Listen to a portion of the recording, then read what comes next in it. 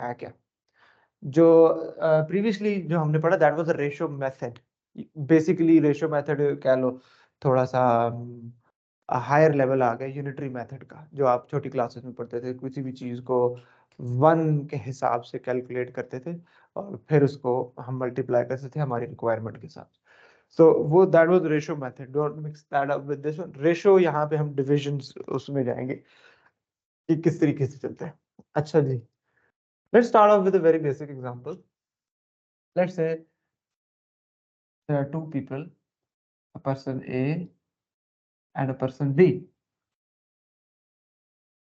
मेरे पास 1000 रुपए है, 1000 रुपीज, ठीक है। I want to divide that 1000 rupees equally into both of these. हाँ जी, 500 500 each, 500 and 500। So initially I had 1000 rupees। Simple सा कॉन्सेप्ट है, बस थोड़ा सा ध्यान से इसको सुनिएगा, आसान है, ठीक है। यहाँ तक कोई मुश्किल? तो आई हैड 1000 rupees।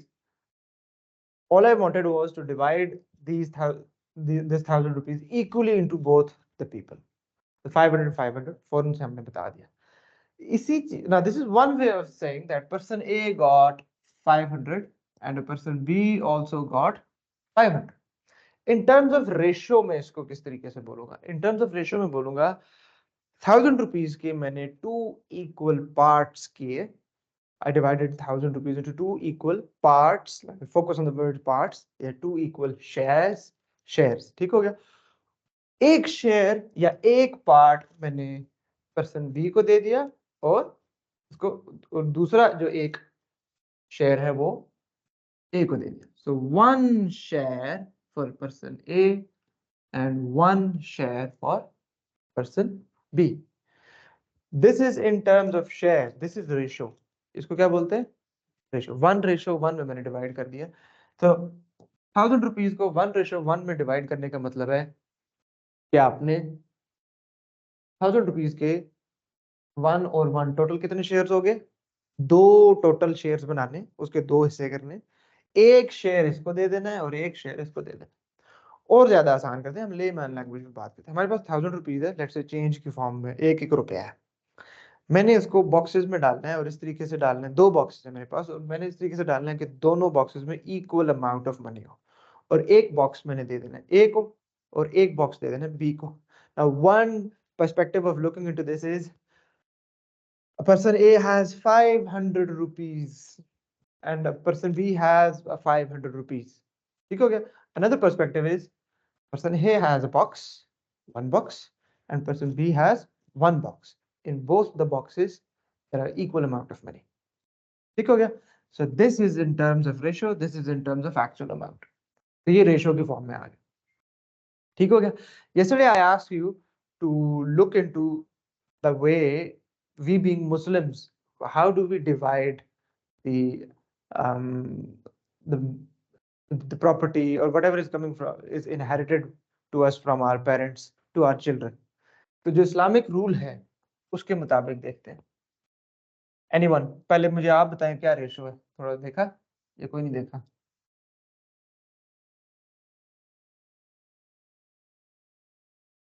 हम्म, देखा नहीं देखा? नहीं देखा। इस्लामिक रूल है, फॉर एग्जांपल दो बहन भाई हैं, ये बहन है, ये भाई है, ठीक है। A is a sister and B is a brother. अच्छा, अब रेशो की ब्यूटी चेक करें। हर बंदे के पास एक जैसी अमाउंट नहीं होती कि वो आगे अपनी औलाद में उसी फिक्स नहीं किया कि भी आपने अपनी औलाद को इतना देना है ना। रेशो डिफाइन कर दिए कि जिसके पास जितना भी है उसके अकॉर्डिंग एक फिक्स फॉर्मूला दे दिया गया है कि आपने इस फॉर्मूला के ऊपर जाके कैलकुलेशन करके, तो उसको हम आम जुबान में क्या कहते हैं? आम जुबान में रेशो को आम जुबान में हम क्या कहते हैं? जब इस्लामिक रूल, अगर किसी ने स्टडी किया तो बताएं जी, बहन को कितना हिस्सा मिलता है? ऑनलाइन स्टूडेंट्स, क्या हुआ? सॉरी, दोबारा बताइएगा।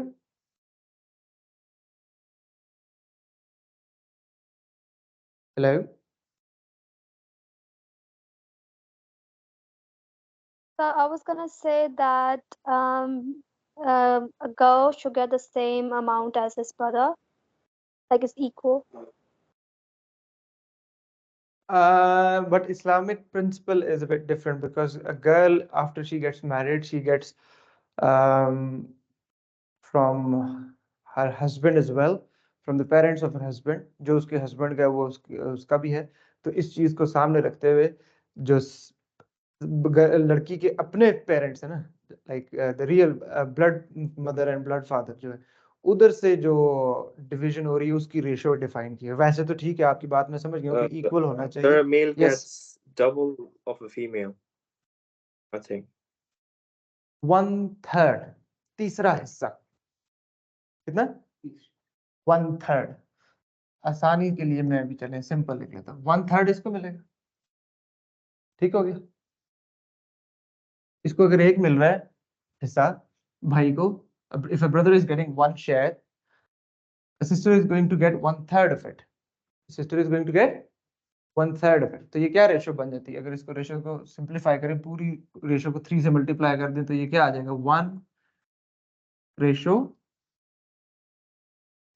1/3. डबल नहीं है, 3 शेयर जाएंगे भाई को.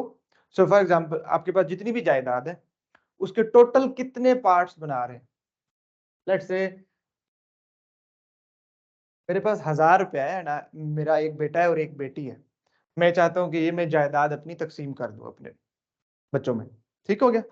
सो how many parts am I going to make out of it? Total कितने पार्ट? ये नहीं कहना कि 2 पार्ट्स हो रहे हैं, 2 लोगों में डिवाइड करने जा रहा हूं, बट टोटल पार्ट्स कितने कर रहा हूं, उसके कितने शेयर्स बना रहा हूं? 2 शेयर्स नहीं बन रहे. ये कितने शेयर्स हैं? ये कितने शेयर्स हैं? टोटल 4 शेयर्स बनेंगे. So I am going to divide this with 4. Divide this with 4 in order to get the value of one share. So एक शेयर कितनी वैल्यू आ रही है उसकी? 1000 divided by 4 कितना आता है बेटा? 1000 divided by 5 कितना आता है? 4 कितना आता है? 250. 250. So she gets 250. Her brother gets 750. ठीक हो गया? सही हो गया. सो 1/3 ये रेशियो का कॉन्सेप्ट है. अब किसी के पास 10 करोड़ है. ठीक हो गया. किसी के पास घर है, वो कहता है कि जी मैं आगे दो अपने जितने भी बहन भाई हैं. आप कितने बहन भाई हैं बेटा? आप 2 ही भाई हैं. अच्छा, जब 2 ही भाई हैं तो फिर तो इक्वली उसमें इक्वली डिवाइड हो जाएगा. ठीक हो गया. तो 2 ही शेयर होंगे उसके. एक शेयर आपको मिल जाएगा और एक शेयर उसको मिलेगा. हाँ जी. Ayesha Khurram, how many brothers and sister you are? It's me and I have 2 little brothers. 2 brothers and then you. चले उसका केस देख लेते हैं. Ayesha ratio brother 1, ratio brother 2. ठीक हो गया. Ayesha ratio brother 1 and then brother 2.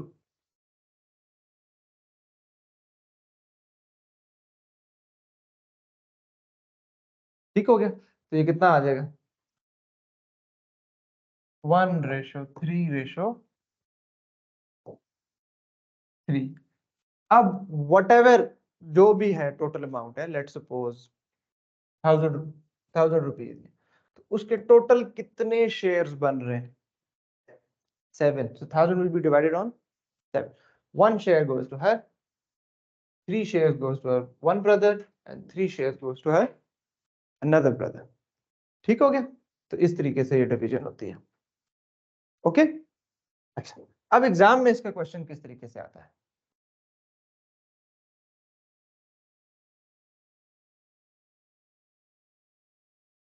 Exam question पे जाने से पहले A/B अगर मैं आपको बोलूं 1/2 है, तो इसको आप 2 डिफरेंट पर्सपेक्टिव में देख सकते हैं. Whatever A is getting is exactly half of B. दूसरा perspective, whatever B is getting it is exactly 2 times of A. ठीक हो गया. सो रेशियो को देखने के बहुत डिफरेंट, आप डिफरेंट पर्सपेक्टिव में उसको देख सकते हैं. लेट्स सपोज एग्जामिनर आपको कहता है कि $720 है, आपने ये आपके पास $720 है, इसमें मंथ की अर्निंग है। लेट्स सपोज इस मंथ की अर्निंग को आप इस तरीके से देखना चाहते हैं कि आप 2 लेट्स से 2:8 में कर लेके जाते हैं इसको। आप कहते हैं जी 2:8, अच्छा 2:8 एक्चुअली में 1:4 बनती है। ये रेशो हमेशा सिंप्लीफाइड फॉर्म में होती है, 1:4। आप कहते हैं 1:4, 1 सेविंग्स रेशो स्पेंडिंग्स। तो ये आपकी सैलरी आई, आपने कहा what ever my salary is, उसके आपने टोटल कितने शेयर्स बना लिए, कितने शेयर्स बना लिए आपने? 5 शेयर्स बना लिए। उसमें से 1 शेयर आपने रखा for saving, 4 shares for spending. So how much are you saving now? 720 divided by 5. From here you are going to get the value of 1 share. Value of 1 share. Simple. ठीक हो गया? तो करें जी, कितना आ रहा है? 720 divided by 5 144. कितना? 144, sir. $144. अब multiply by 1 तो 1 या तो basically $144. This is what you are saving. So 144 times 4, 144 के 4 शेयर्स हैं आपके पास, 144 plus 144 plus 144 plus 144, 4 shares of 144 each, यानी इन शॉर्ट 144 टाइम्स 4 कितना आता है? 576. $576. This is what you're going to spend out of your this month's salary. ठीक हो गया? If I give you an information that in a school there's a total strength of 900 students. ठीक हो गया? उस स्कूल की अगर आप रेशियो निकालें, girls ratio boys, girls ratio boys, तो वो निकलती है 4:3, 4:3। अब क्वेश्चन ये है, how many boys are there in the school? अब 900 के उसने कितने शेयर्स किए हैं? टोटल 7 शेयर्स किए, तो 900 डिवाइडेड बाय 7, ये मेरे ख्याल है गलत पॉइंट्स में आंसर आएगा, है मुझे फिगर्स चेंज करनी पड़ेगी। 5:4 कर लेते हैं, 5:4 कर लेते हैं। टोटल अब कितने शेयर हो गए? टोटल शेयर कितने हो गए? है ना, 9 share. So the value of 1 share is 100 students. Okay, now 100 students in 1 share. Boys कितने शेयर हैं आपके पास? 4 groups of boys, यानी 4 shares of boys. So 400 boys हैं आपके पास, और 500 क्या हो गए फिर आपके पास? गर्ल्स आ जाती है। यहां तक क्लियर है? अब रेशो फॉर्म में लिखा कैसे जाता है? एग्जामिनर अक्सर आपको कहता है रेशो बताएं क्या है। For example, there is a person A and then there is a person A has 12 and a person B has 20 rupees. Ratio बताएं क्या है? अब इसकी रेशो कैसे लिखनी होगी आपको? एग्जामिनर कहता है A रेशो B निकालें, find out A ratio B। Ratio is actually हम यूं लिखेंगे 12:20। A has 12, B has 20 rupees। यहां से अब हमने रेशो शेयर्स निकालने, तो जैसे आप फ्रैक्शंस को लिखते हैं, ratio can be written as 12/20।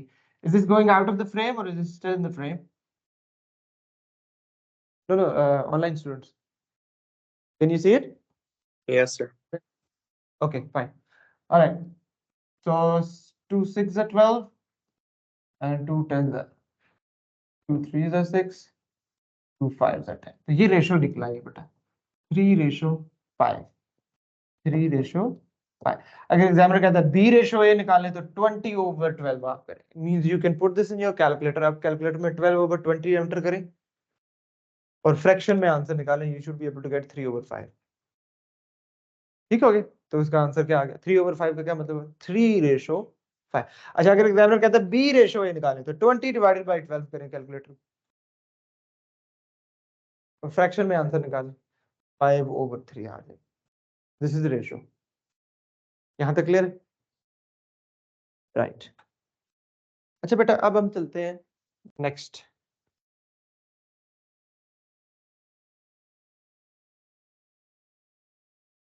तीन चीजों का कंपेयर्ड रेशो जो निकलता है, एग्जामिनर आपको कहता है A ratio B is 5/3 and B ratio C is 2/7. Find A ratio B ratio C combined करके आपने शेयर्स के फॉर्म में बताना है। अब इसका तरीका क्या होता है, this is how you do it. A ratio B, write it down under A ratio B, 5/3. B ratio C, write it down underneath B ratio C, which is 2/7. Now, next target is we need to make them same. We need to make them same. हमने कोई number multiply या divide करके इनको same बनाना है। Now 3 is not a multiple of 2, same goes for 2. तो 3 को मैं 2 नहीं बना सकता, 2 को मैं 3 नहीं बना सकता क्योंकि एक दूसरे के मल्टीपल नहीं है ये। ठीक हो गया? सो हमें कोई और कॉमन मल्टीपल देखना पड़ेगा so that we can convert this into that and this into that common multiple as well. क्या कॉमन मल्टीपल है दोनों? 6। तो इस 3 को 6 बनाने के लिए मुझे क्या करना पड़ेगा?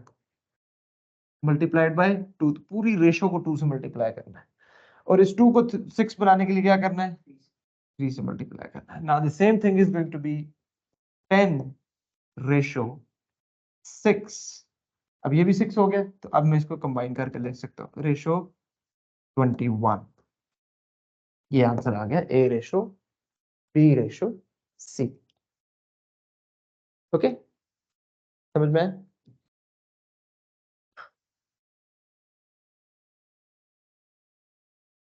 तो रेशो वाला कॉन्सेप्ट आपके पास बहुत सारी जगहों पे यूज होता है। मेरे पास एक सर्कल है, मैं इसके 4 इक्वल पार्ट्स करता हूँ।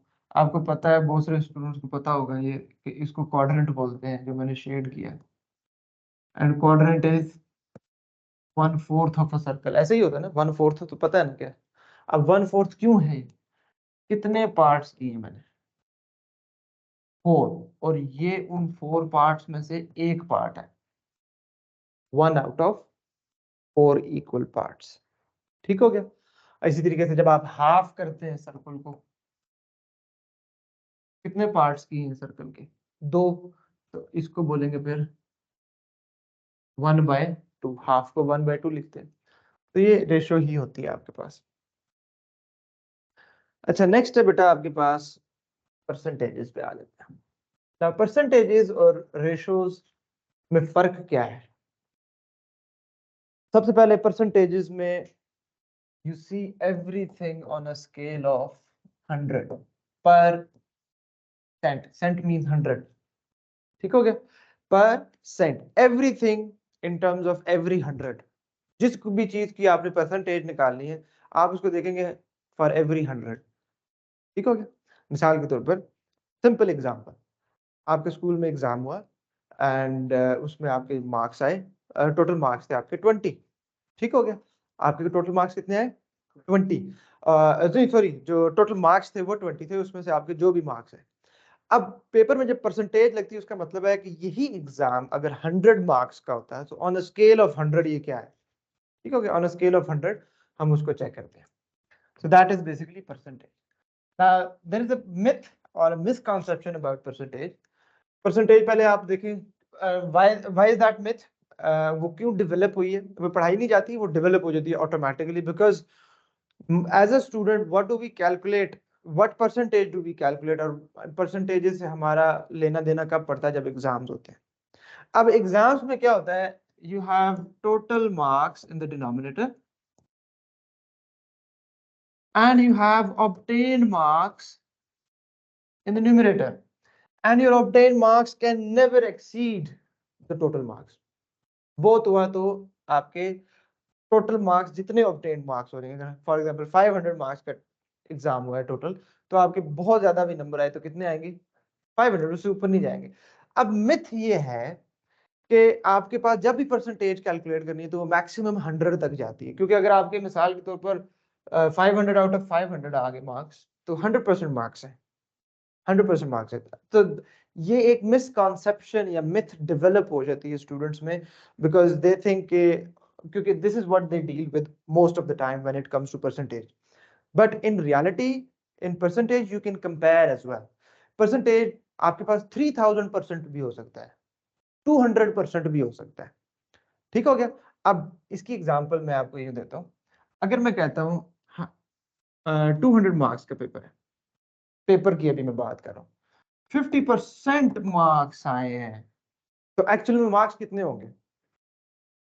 मार्क्स मुझे बताएं, 200 मार्क्स का पेपर था, 50% मार्क्स आए हैं आपके, तो कितने मार्क्स हैं? 50%। कैलकुलेशन ना करें, वो कैलकुलेशन साइड पे जाएंगे फंस जाएंगे, सीधा सीधा सवाल है। 200 मार्क्स टोटल थे, 50% का क्या मतलब है? 100. एनीवन? Yes, 100, sir. 100, हाफ, आधे। 50% का क्या मतलब है? आधा। 50% का क्या मतलब है? 100% मार्क्स आए, इसका क्या मतलब है? कितने नंबर आए? एक नंबर है। नहीं नहीं नहीं, आप कैलकुलेशन कर रहे हैं, 200. सिर्फ आइडिया सुने, कैलकुलेशन में ना जाए। अभी कैलकुलेशन मैंने सिखाई नहीं है, मैं सिर्फ परसेंटेज का मतलब सिखा रहा हूँ। 50% का मतलब है आपके आधे नंबर आए हैं, यानी 100 मार्क्स। 100% का मतलब है आपने नंबर को कटा ही नहीं, आपका फुल मार्क्स आए, तो कितने मार्क्स आएंगे? फुल 200, ठीक हो गया। ये कॉन्सेप्ट क्लियर है? अब मार्क्स से हम थोड़ा सा निकल आते हैं, एक चीज पे मैं आता हूँ।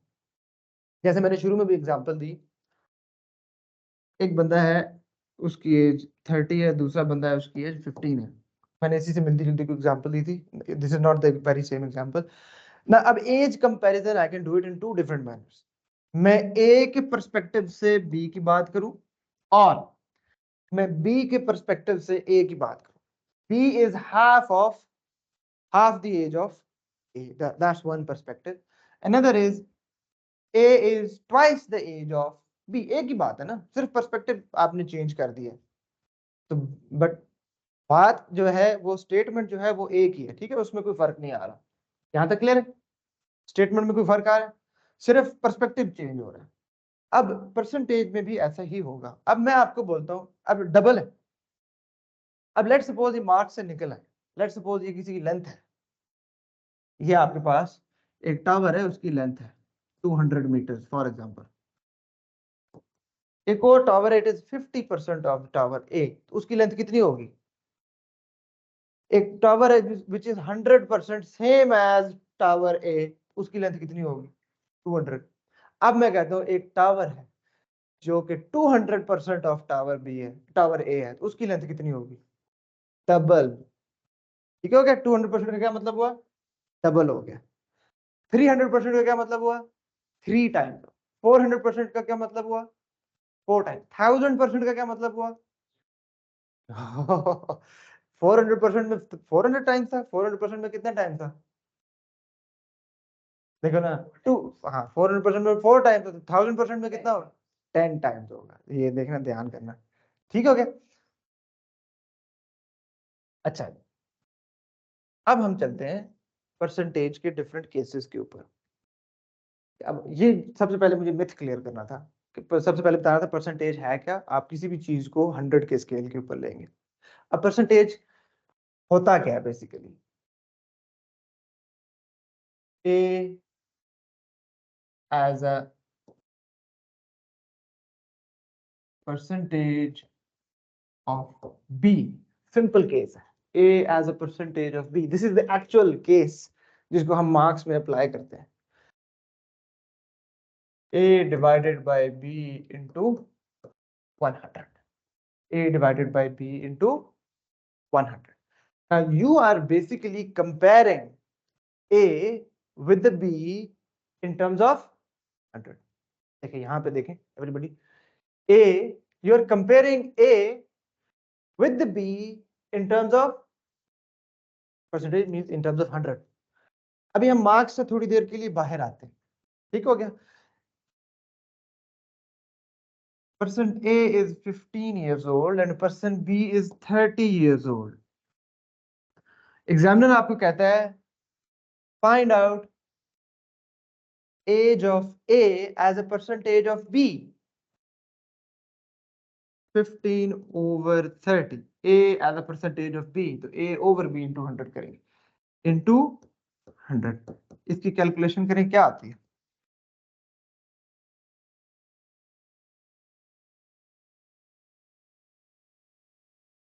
आ रहा है कि नहीं आ रहा? 50 आ रहा है? Okay. Now this is what you do normally, where your numerator is always smaller than the denominator. But maybe this is new for you. Examiner ये भी पूछ सकता है find out the age of B as a percentage of A. Like compare B, perspective change करवा दिया उसने. पहले था A as a percentage of B. A as a percentage of B, मतलब B आपका मेन स्केल था, उसके हिसाब से बताएं A क्या है. तो A B के हिसाब से आधा है. So A as a percentage of B is half, तो 50%. अब वो कह रहा है B as a percentage of A. मैं पर्सपेक्टिव चेंज कर दिया एग्जामिनर ने. B, you need to tell about B as a percentage of A. A is your main scale now. A के हिसाब से आपने बताना है B क्या डबल है, तो परसेंटेज क्या आना चाहिए उसका. तो लेट्स कैलकुलेट दिस. इसी फॉर्मूला में फिट हो रहा है या नहीं हो रहा? यहां से कैलकुलेट करें. 200 आ रहा है कि नहीं आ रहा? So that's 200. This is the basic concept of percentage. ठीक हो गया? So you can compare anything with anything. ठीक है? नॉर्मली चलिए अब मार्क्स पे ही आते हैं, मार्क्स की ही बात करते हैं. फॉर एग्जाम्पल चलिए जीसी की बात करते हैं. जीसी में 180 मार्क्स का टोटल पेपर होता है मैथ का. एक स्टूडेंट ने 150 मार्क्स लिए. This is person A. Person B, दूसरे स्टूडेंट्स ने 160 मार्क्स लिए. बल्कि ठहरे, ज्यादा गैप रखते हैं. दूसरे स्टूडेंट ने 130 मार्क्स लिए. ठीक हो गया? सबसे पहले तो इन दोनों का परसेंटेज का क्या मतलब है? इन दोनों की परसेंट, मतलब मिसाल के तौर पर if A wants to know कि मेरे कितने परसेंट मार्क्स आए हैं. ठीक हो गया? अब ये स्टेटमेंट ही गलत बन जाती है बेसिकली. वो मैथमेटिकल स्टेटमेंट के हिसाब से देखा जाए, what are my obtained marks as a percentage of total. obtained as a percentage of total. आपने टोटल को मेन स्केल बना लिया. तो 150 ओवर 180 निकाले थे, कितना परसेंट मिलता है? 150 ओवर 180 इंटू 100 करें.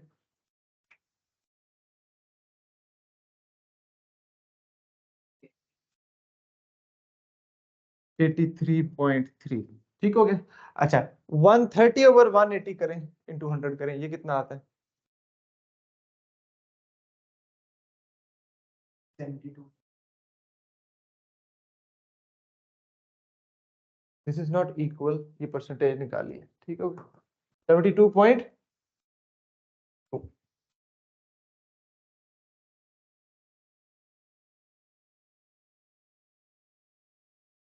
ठीक हो गया? This is one thing which we do normally. Now let's change it. ठीक है? These are two friends. A wants to know like for example, if I am A and you guys are B, okay, I want to know what are my marks as a percentage of yours, not as a percentage of total. फिर वो कैसे calculate करेंगे? What will be the calculation? Excellent. 150 over 130 into 100.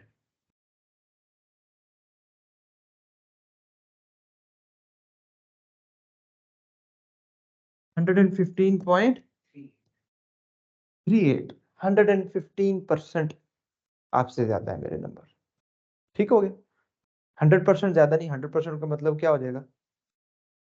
मतलब sorry 100% ज्यादा है, 150% ज्यादा नहीं है। चलिए उसकी स्टेटमेंट में बाद में आऊंगा। मैं आप अब मैं भी कंफ्यूज हो गया, आप भी हो जाएंगे। My marks as a percentage of yours are 115%। अच्छा, let's do your marks as a percentage of mine. वो क्या कैलकुलेशन बनेगी?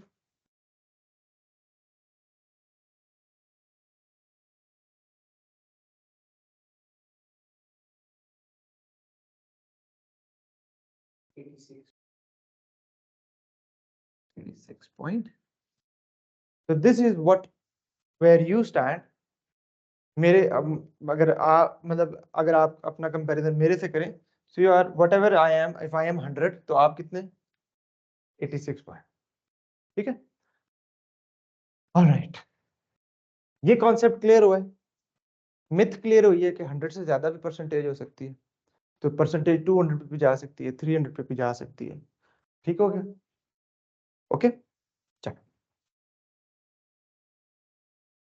So this was one of the main concepts. अब इसकी statement, should I erase all of these rough workings?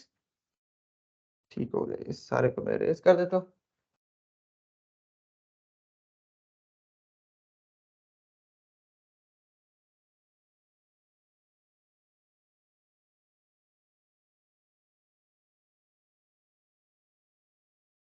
बेटा ये साथ साथ आपने इसके नोट्स बनाने, और कुछ दो तरीके, मैं एक छोटी छोटी चीज करूँ और साथ ही आपको उसकी वर्कशीट्स क्वेश्चंस देता जाऊँ।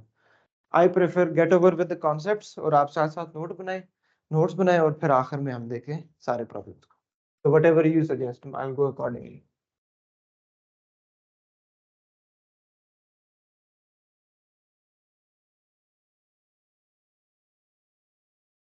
Alright, A as the percentage of B, इसी के लिए examiner might use some other statement as well for the same calculation process। तो मैं इसके ऊपर ही बल्कि लिख देता हूँ, इसको नीचे। ये जो है this is the main statement, जो एक्चुअल कॉन्सेप्चुअल स्टेटमेंट है इस कैलकुलेशन की। ऑल्टरनेट स्टेटमेंट एग्जामिनर क्या यूज करेगा? A is what percent of B, A जो है वो B का कितना परसेंट है। तो सेम कैलकुलेशन आपको उसमें करनी होगी। ठीक हो गया, यहां तक क्लियर है?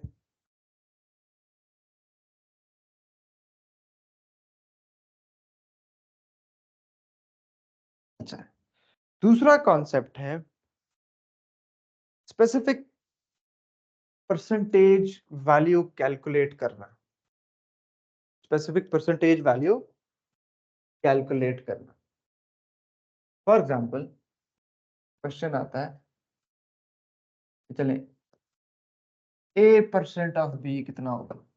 A% ऑफ बी कितना होगा? इसको आप यूं समझे, खैर इसका मैं आपसे पूछता हूँ, अभी हमने ये डिस्कस भी किया था। 50% ऑफ 200 व्हाट वाज इट? हाँ, 50% ऑफ 200 वाज 100। 50% ऑफ 200, सेम ये जो this thing which I have written here, इसको मैं प्योर मैथमेटिकल लैंग्वेज में ट्रांसलेट करता हूँ। 50% ऑफ इज टू मल्टीप्लाई 200, ये इसकी कैलकुलेशन है बेटा। So the calculation is A over 100 of is to multiply and then B। अब ये चीज कहाँ यूज होती है? बहुत सारी जगहों पे। वो जो पिछला हमने क्वेश्चन किया वो तो मैंने आपको बता दिया, कंपैरिजन, आपको किसी भी चीज का कंपैरिजन करना है, ठीक है क्या? वो बड़ी चीज का छोटी चीज के साथ कर सकते हैं, छोटी चीज का बड़ी चीज के साथ कर सकते हैं, पर्सपेक्टिव चेंज होने से कोई फर्क नहीं पड़ता। उसमें मिथ क्लियर की थी कि 100 से ज्यादा भी परसेंटेज जा सकते हैं। इसके अंदर मुझे परसेंटेज पता है, मुझे मार्क्स नहीं पता। मुझे पता है मेरे इतने परसेंट मार्क्स हैं, आई डोंट नो कि मेरे मेरे ऑब्टेन्ड मार्क्स कितने हैं, मुझे टोटल मार्क्स पता है। तो ये वो केस है 50% ऑफ 200। इसकी एग्जांपल देखें, आप शॉप पे जाते हैं, वहां पे बाहर बोर्ड लगा हुआ है जी flat 20% off on all the items. Now you want to know कि कितना ऑफ हुआ है। तो ये कैलकुलेशन है। एक प्रोडक्ट है वो $100 की है, तो उस पर 20% ऑफ हो गया, आप कितना ऑफ हुआ है ये देखना चाहते हैं। 20% ऑफ $100, तो सेम ये कैलकुलेशन प्रोसेस है। 20% ऑफ $100 कितना आ गया 20। तो this is how you do the calculation. ठीक हो गया। चलिए जरा आप मुझे कैलकुलेट करके बताएं। 38% ऑफ 76 ऐसे कैलकुलेशन क्या लिखी थी बताएं जरा। शाबाश। कितना आया था बेटा 28.88। क्लियर है ये परसेंटेज का दूसरा कॉन्सेप्ट है। You want to know the specific percentage value of something. ठीक हो गया। परसेंटेज वैल्यू आपने ये, इसकी एक और example, for example you're a businessman. ठीक है, आपकी इस साल का जितना भी रेवेन्यू हुआ या जितना भी बिजनेस किया, एंड आप अपनी टीम को बताते हैं कि भाई नेक्स्ट ईयर हमने 250% रेवेन्यू जनरेट करना है of whatever we did this year. जो इस साल हमने किया उसका 250% रेवेन्यू करना है। तो 250 over 100 multiply by revenue of this year, आपको पता चल जाएगा कि अगले साल का टारगेट कितना है, कि कितना रेवेन्यू जनरेट करना है। ओके, तो वो ये कैलकुलेशन है। इसको हम हर जगह लगाएंगे। मैंने आपको बताया इसमें जो ये बेसिकली एवरीडे मैथमेटिक्स है, इसमें दो ही चीजें चलती हैं, ratio, percentage. I am not going to tell you separate formula for each category. I'm going to tell you concepts. You can apply those concepts everywhere. अब बुक में टैक्स के लिए अलग फॉर्मूला लिखा हुआ है, प्रॉफिट के लिए अलग फॉर्मूला लिखा है, लॉस के लिए अलग है, डिस्काउंट के लिए अलग है, हायर परचेज के लिए अलग है। हम सेम फॉर्मूला अप्लाई करेंगे। हम सिर्फ परसेंटेज का कॉन्सेप्ट लेंगे है क्या, फिर हम सिर्फ रेशो का कॉन्सेप्ट लेंगे कि वो है क्या, फिर हम अकॉर्डिंगली। अब टैक्स कभी लेना पड़ जाता है, कभी आपको टैक्स देना पड़ जाता है। If you are a government body you are taking a tax. ठीक हो गया। एग्जामिनर जो भी सिचुएशन आपको देगा आपने उसके अकॉर्डिंगली प्ले अराउंड करना है। इस exactly in the same way कभी आप दुकानदार बनेंगे, आप देखेंगे आपको प्रॉफिट कितना हो रहा है और लॉस कितना हो रहा है। कभी आप कस्टमर बनेंगे, एज अ कस्टमर देखेंगे कि दुकानदार को कितना प्रॉफिट हो रहा है। पर्सपेक्टिव चेंज होंगे, उससे परेशानी होना, कॉन्सेप्ट सेम है। फॉर एग्जाम्पल आप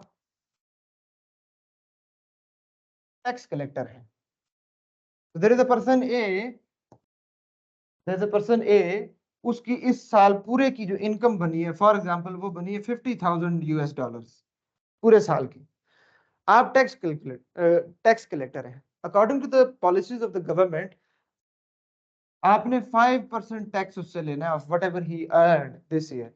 तो आपने से कितने पैसे लेने हैं साल बाद 5% ऑफ दिस, कितने पैसे लेंगे 5% ऑफ 50,000 दैट इज 25 लेंगे। मैंने आपको टैक्स पढ़ाया नहीं पढ़ाया, परसेंटेज से आपने ये निकाल लिया। तो मैं आपको ये निटी-ग्रिटी चीजें नहीं पढ़ाऊंगा, सिर्फ हम कॉन्सेप्ट पे जाएंगे फोकस। ठीक हो गया। हमारा पूरा ये 2-3 चैप्टर इसमें आराम से हो जाएंगे। ठीक हो गया, यहां तक क्लियर है। अच्छा, नेक्स्ट कॉन्सेप्ट देखते हैं परसेंटेज का क्या है। बेटा परसेंटेज का एक और कॉन्सेप्ट है, उसको बोलते हैं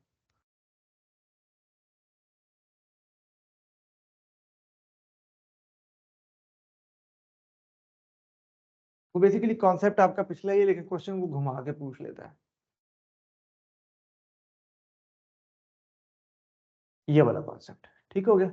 this is case 1, this is case 2। अब मैं केस 3 पे जा रहा हूं, जो कि एक्चुअली में इसी की एक और फॉर्म है।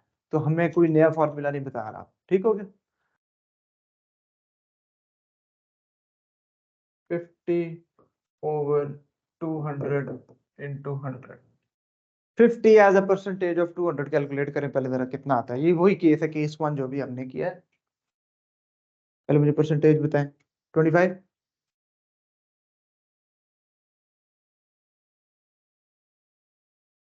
25%। लेट्स सपोज मुझे टोटल मार्क्स नहीं पता, मेरे मार्क्स आए हैं 50 और एग्जामिनर कहता है कि वो 25% बनता है।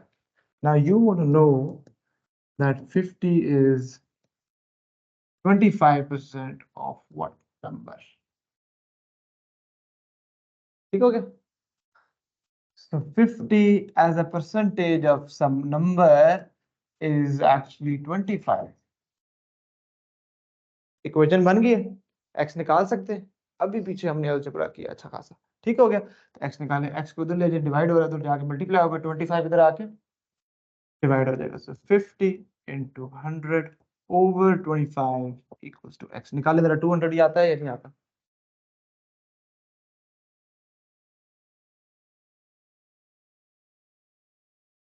आ रहा है? ठीक हो गया।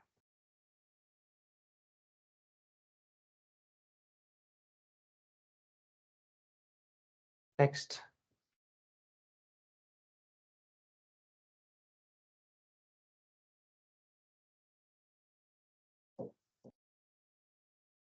असल कॉन्सेप्ट वही है पहले वाला। ठीक हो गया? लेकिन ये मैं थोड़े से और इस तरीके से सेपरेट इसलिए कर रहा हूँ ताकि आपको आसानी रहे क्वेश्चन को अटेम्प्ट करने में। इंक्रीजिंग और decreasing percentage. Now sometime we hear फलां कंपनी के प्रॉफिट इस साल 20% बढ़ गए हैं, 20% बढ़ गए। What does that mean? And this is increasing percentage. ठीक हो गया? फलां कंपनी के प्रॉफिट्स जो हैं इस दफा 30% गिर गए हैं, डिक्रीज हो गए हैं, so that is decreasing percentage. ठीक हो गया? एक स्टेटमेंट है पिछले साल से इस दफा 30% है, 30% कम है, और एक स्टेटमेंट है 30% डिक्रीज हुआ है। So these are two different statements. Now let's see increasing decreasing percentage में आपने क्या करना है, इंक्रीज करें या डिक्रीज करें।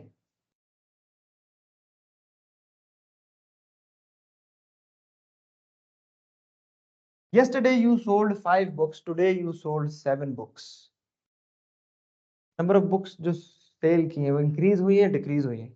इंक्रीज हुई है। Yesterday you sold 7 books, today you sold 5 books. Increase हुई है, डिक्रीज हुई है? डिक्रीज हुई। कितना इंक्रीज है? इंक्रीज की अगर बात करें यहां से वहां 5 से 7 2। अच्छा, अब डिक्रीज कितना है? इसको लेमैन लैंग्वेज में क्या बोलेंगे? दोनों में फर्क कितना है? इंक्रीज हो या डिक्रीज, उसको छोड़े, वो पर्सपेक्टिव चेंज होने वाली बात है। इधर से उधर जा रहे हैं इंक्रीज है, इधर से इधर आ रहे हैं डिक्रीज। पर्सपेक्टिव से परेशान नहीं होना आपने। जैसे मैंने आपको एज का बताया था, एक 30 है, एक 15 है, one is 2 times of the other and the other one is half of the other. Perspective change हुआ है सिर्फ, कैलकुलेशन में फर्क नहीं आएगा। कितना डिफरेंस है? 2। तो उसको हम बोलेंगे यहाँ पे change over old value. Change over old value, या फिर चेंज्ड फ्रॉम अगर लिखना चाहते हैं, change over changed from. Change from का मतलब है जो पुरानी वैल्यू थी multiply by 100। So I am basically looking at increase. For example, if I'm moving from here to here, तो कितना क्या हुआ? इंक्रीज हुआ है। चेंज कितना इंक्रीज हुआ है? 2। Change as a percentage of my previous standard value. ठीक हो गया? ये तो आज हुआ है ना, मैं कल के हिसाब से देख रहा हूँ कितना बड़ा है, तो that's my basic standard value था। Change from, so change of 2 है, वो 2 का चेंज कहां से आ रहा है? 5। ओल्ड वैल्यू आपके पास वो थी इनटू 100। तो मेन कॉन्सेप्ट वही है पुराना, लेकिन आप इसके लिए एक सेपरेट फार्मूला लिख लें, change over change from into 100। तो यहां से आपके पास परसेंटेज इंक्रीज आ जाएगा। अब प्रॉफिट क्या होता है? नहीं, प्रॉफिट होता क्या है?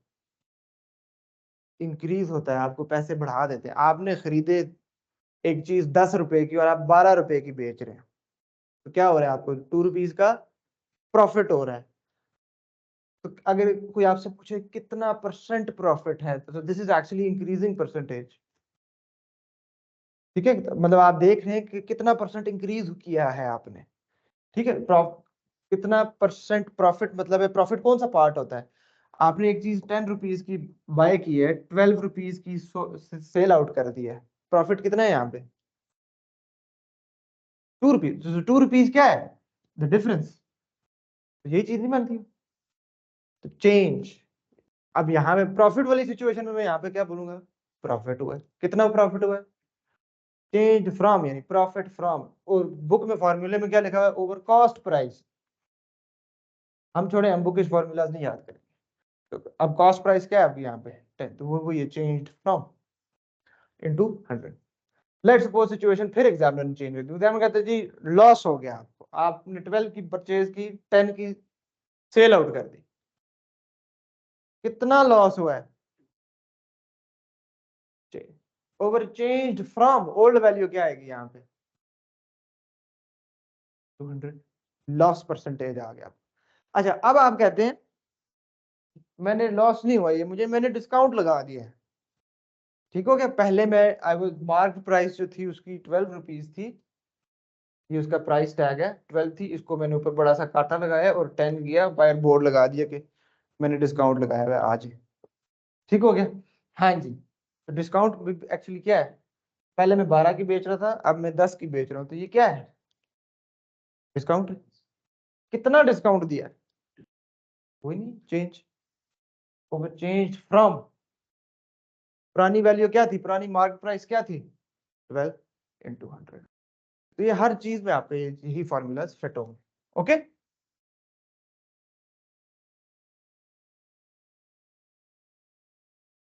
यहां तक क्लियर है? इंक्रीजिंग डिक्रीजिंग परसेंटेज वाला last case of the percentage, बल्कि टाइम थोड़ा रह गया, आई थिंक इतना बहुत है। क्विक रीकैप कर लेते ताकि खिचड़ी ना बन जाए। ठीक है, अच्छा, I did not get a time my self, वैसे मैं हर साल पढ़ाता हूँ, today somehow I am doubtful about this division जो सिबलिंग्स के अंदर इस्लामिक टीचिंग्स के मुताबिक, I think it is 1/3, but बहरहाल उसको दोबारा चेक कर लीजिएगा। सही है। अच्छा, खैर, रेशो का मतलब है आपने शेयर्स में डिवाइड करके शेयर्स देने आगे। ठीक है, तो आपने अगर 1000 रुपीज है, 1 share goes to A, 2 share goes to B, तो मैंने 1000 रुपीज के टोटल कितने शेयर्स बना लिए? I am dividing them among 2 people, that's fine. मैंने शेयर्स कितने बनाए? 3।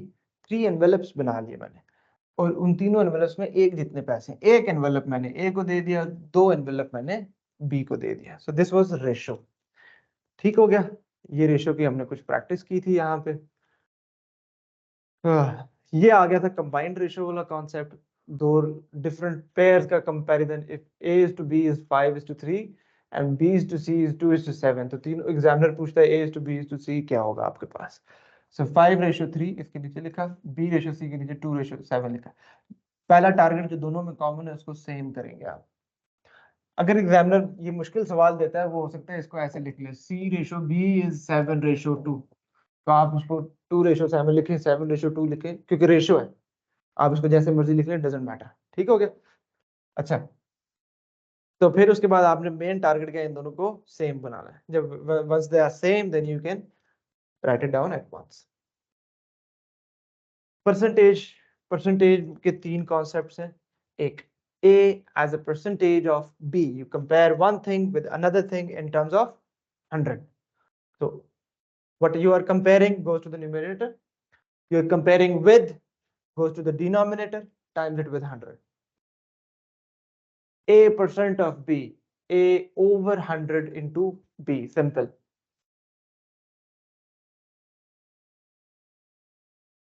50 is what? 50 is 25% of what number? You don't know the total value है, तो वो केस 1 ही है, सिर्फ इसमें टोटल वैल्यू नहीं थी पता, तो यहाँ से इक्वेशन बनाए और उसको सॉल्व कर लें। इंक्रीजिंग डिक्रीजिंग परसेंटेज का फॉर्मूला है change, what ever is changing वो ओवर चेंज्ड फ्रॉम इनटू 100। आपके मार्क्स इस दफा आए हैं, फॉर एग्जांपल आपके लास्ट टाइम मैथ में मार्क्स आए थे 150, इस दफा आए हैं 170। पेरेंट्स कहते हैं इम्प्रूव, या टीचर पेरेंट्स को बताते हैं जी बच्चे ने आपके इम्प्रूव किया है। ठीक हो गया। अब कितना इम्प्रूव किया है, हम मैथमेटिकल लैंग्वेज में अगर बात करना चाहें तो कितना इम्प्रूव किया है, बताएं जी कितना इम्प्रूव किया है। 20, so 20 divided by what, 150 और 170, 150 शाबाश, into 100, this is going to give you the percent, कितना परसेंट इम्प्रूव किया, कितना परसेंट इम्प्रूव आ रहा है, 13% आपके बच्चे ने जी इम्प्रूव किया है। ठीक हो गया। So this is how you talk in scale of 100। बताएं जी।